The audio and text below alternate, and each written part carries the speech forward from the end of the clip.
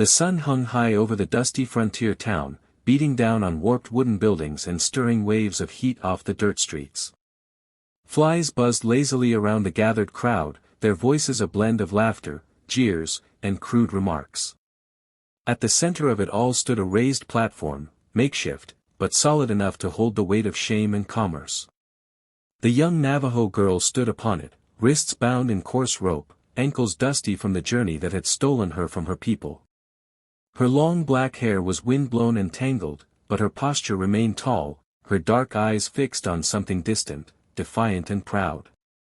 She did not cry. She did not plead. She faced the crowd like a warrior, though she was just a girl. "All right, boys," barked the auctioneer, sweat dripping from his wide-brimmed hat. "Strong arms, quiet mouth. Who'll start the bidding at $5? Hands shot up. Laughter followed. 10. 12. 15. The crowd roared as the price rose, not out of compassion, but sport.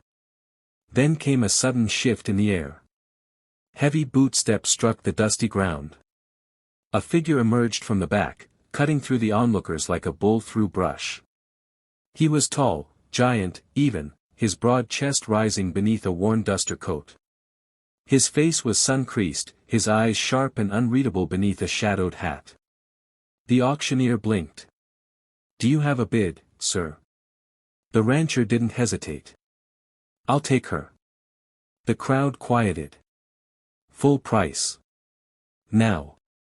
The silence cracked like a whip. Some men turned away. Others stared, confused. The auctioneer hesitated, then nodded slowly. The girl looked at the rancher for the first time. He didn't smile. Just nodded once, like a promise had been made. The plain stretched endlessly in every direction, painted gold by the setting sun and smeared with the bruising blue of approaching storm clouds. Wind whipped through the tall grasses, making them bow like waves. Thunder rolled low in the distance, a warning carried on the breeze. The girl sat stiffly in the saddle, her wrists still bound with rawhide rope. Her back was straight, chin high, but her eyes burned with quiet fury. Each jolt of the horse beneath her sent aches through her tired body. The leather bit at her skin. She didn't wince. Not once.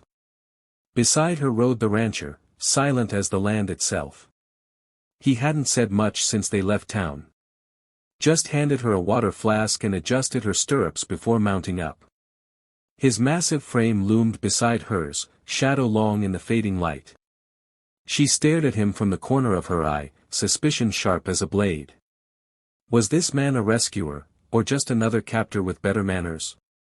Thunder cracked again, louder this time. Then came the lightning. It flashed jagged and white across the sky, striking not far from where they rode. Her horse shrieked and reared, hoofs thrashing the air. The girl lost her grip. Already hard to keep with her hands tied, and slid sideways in the saddle. Before she could hit the ground, a strong arm caught her mid-fall. The rancher's grip was iron. He pulled her against him, holding her steady as her breath came fast and ragged. Her heart thundered louder than the storm. "You're safe now," he muttered, voice low and rough against her ear. She didn't answer. She didn't believe him. But she didn't pull away, either. They rode on, the storm at their backs, and something new, tense and unspoken, riding between them. The ranch house loomed at the edge of a wind-scoured hill, its rough timber frame dark against the open sky. Inside, the air was heavy with the scent of smoke, leather, and dust. Animal hides hung on the walls, bear, elk, coyote, silent trophies in a house of silence. She sat at the wooden table, arms crossed tightly over her chest, refusing to touch the plate of stew he'd set in front of her. The fire crackled in the stone hearth, casting flickering light over her tense features. Her eyes, wide and watchful, tracked his every move like a caged animal. The rancher stood a few feet away, arms folded, jaw tight. He didn't understand her words, her sharp, fluid tongue was a mystery, but her meaning was clear. She didn't trust him. Didn't want to eat his food. Didn't want to be here. He gestured toward the plate, trying again. Eat. You need strength. His voice was deep but calm. She responded in Navajo, sharp and clipped. He didn't understand the words, but the tone cut deep. Then, with a sudden, furious motion, she swept the bowl off the table. It shattered against the floor, stew and shards flying. He slammed his hand down on the table, making her flinch. Damn it. But then he saw her face. The fear that flashed for only a second, and the defiance that chased it. He let out a long breath and stepped back. A moment later, he returned from the other room holding something folded. He knelt, slow and careful, and laid it in her lap.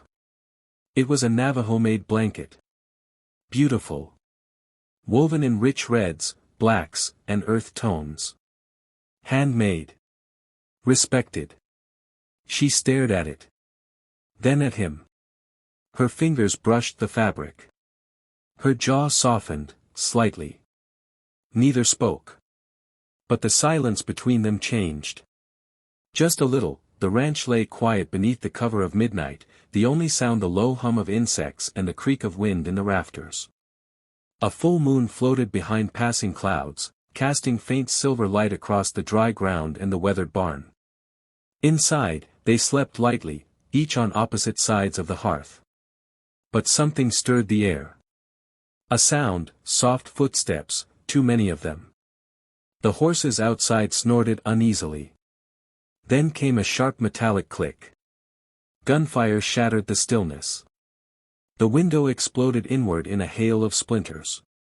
Bullets tore through the walls.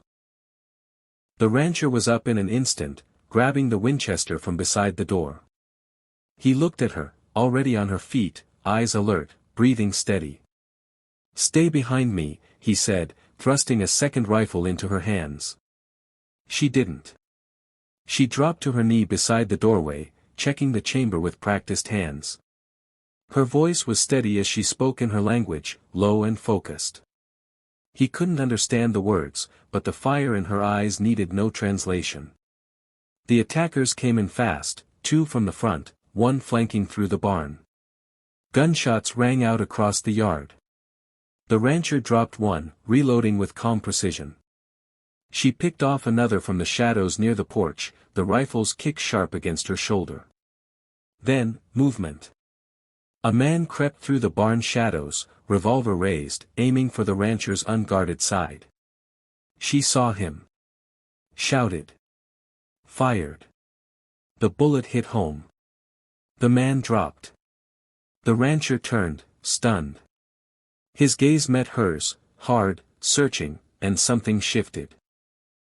Not a girl. Not a burden.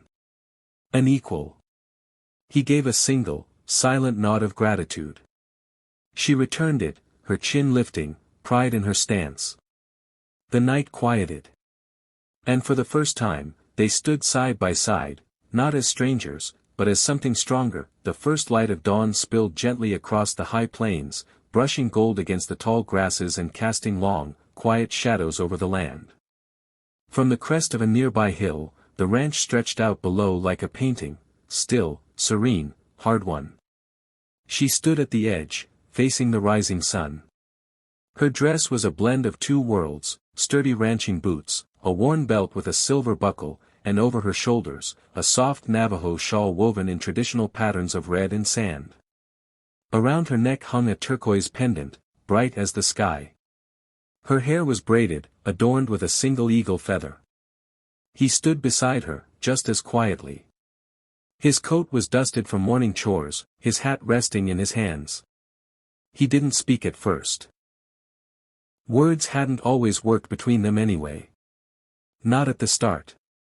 But now they spoke in glances, in silence, in the steady rhythm of a shared life. The wind moved gently through the grass. The sun crept higher. And finally, he turned to her. You're mine now, he said, voice low, gravelly, almost unsure. Not because I bought you. Not because anyone said so. Because I chose you. And, because you chose to stay. She looked at him, steady and clear-eyed. No longer the girl from the auction block. No longer a prisoner of fate. She stepped forward and placed her hand over his chest, where his heart beat strong and real beneath flannel and flesh. And you're mine, she said softly, in English, not perfect, but understood. They stood in stillness, the earth beneath them, the sky above. No priest. No ring. No witnesses.